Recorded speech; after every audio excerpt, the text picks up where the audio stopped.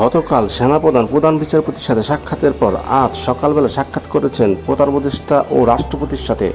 আসলে দেশের রাজনৈতিক অঙ্গনে কী ঘটতে যাচ্ছে? অনেক বিশ্লেষক মনে করছে হয়তোবা দেশে জরুরি অবস্থা আসছে, কারণ রাজনৈতিক দলগুলো বিভিন্ন জায়গায় যে অস্থিরতা সৃষ্টি করছে তা রোধ করতে হলে অবশ্যই জরুরি অবস্থা জারি করতে হবে।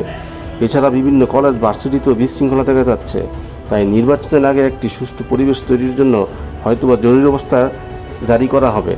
বিশ্লেষকরা মনে করছে হয়তো এই জরুরি অবস্থা মেয়াদটা খুবই সীমিত হবে, 1 মাস বা 2 মাস। অন্যদিকে কিছু বিশ্লেষক মনে করছে হয়তোবা প্রধান উপদেষ্টা পদ থেকে সরে যেতে পারেন ডক্টর ইউনূস, আর নতুন করে নির্বাচনকালীন সরকারও গঠন হতে পারে দেশে। এছাড়াও বিশেষজ্ঞরা ধারণা করছেন হয়তো তত্ত্বাবধায়ক সরকারে ফিরে যেতে পারে বর্তমান সরকার, এবং তারা শুধু একটি নির্বাচন দিয়েই দ্রুত নতুন সরকারের কাছে ক্ষমতা হস্তান্তর করবে। তাই রাজনৈতিক অঙ্গনে আগামী 24 থেকে 48 ঘন্টা খুবই গুরুত্বপূর্ণ হতে যাচ্ছে। সবাই অপেক্ষা করুন।